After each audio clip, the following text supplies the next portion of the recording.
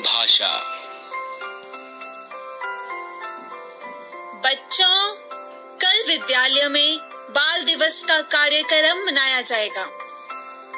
आप में से जो इस कार्यक्रम में भाग लेना चाहते हैं, वे अपना नाम मुझे लिखवा सकते हैं। अब आप बताइए, अध्यापिका ने बच्चों को कार्यक्रम के बारे में कैसे बताया? बोलकर। बच्चों ने अपनी अध्यापिका की बात कैसे समझी? सुनकर। इससे आप यह समझिए कि कोई भी बात बोलकर समझाई जा सकती है और सुनकर समझी जा सकती है। सुमन के मामा जी का पत्र आया है। सुमन के पिताजी पत्र पढ़ रहे हैं।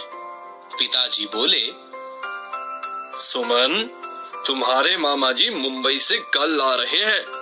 हम उनके साथ जयपुर घूमने चलेंगे। अब आप बताइए, सुमन के मामा जी ने अपने आने की खबर कैसे पहुंचाई? लिखकर।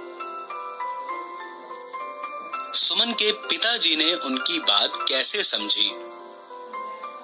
पढ़कर। इससे आप ये समझिए, कोई भी बात लिखकर भी समझाई जा सकती है और वह पढ़कर समझी जा सकती है। जब हम कुछ बोलते या लिखते हैं तो भाषा का प्रयोग करते हैं। अतः कहा जा सकता है, भाषा ही वह साधन है जिसके द्वारा हम अपनी बात बोलकर या लिखकर प्रकट करते हैं तथा दूसरों की बात सुनकर या पढ़कर समझ लेते हैं। आओ कुछ विशेष जानें। कभी कभी हम अपनी बात कहने के लिए संकेतों का प्रयोग भी करते हैं, पर संकेतों से हर बात ठीक तरह समझाई नहीं जा सकती।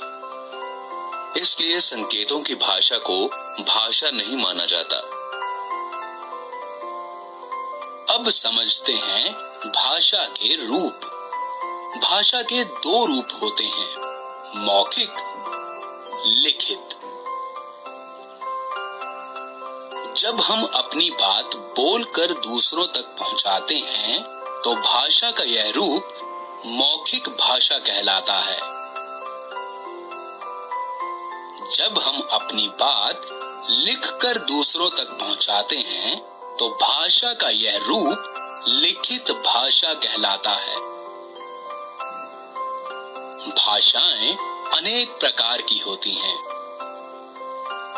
संसार में अनेक भाषाएं बोली और लिखी जाती हैं। चीन में चीनी, रूस में रूसी, जापान में जापानी, इंग्लैंड में अंग्रेजी भाषाएं प्रयोग की जाती हैं। आओ जानें, भारत में कौन कौन सी भाषाएं बोली जाती हैं। भारत के अलग अलग राज्यों में हिंदी भाषा के साथ साथ उन राज्यों की भाषाएं भी बोली जाती हैं, जैसे पंजाब में पंजाबी, गुजरात में गुजराती, बंगाल में बांग्ला आदि।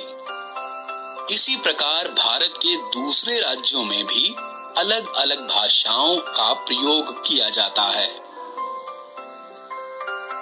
राजभाषा किसे कहते हैं?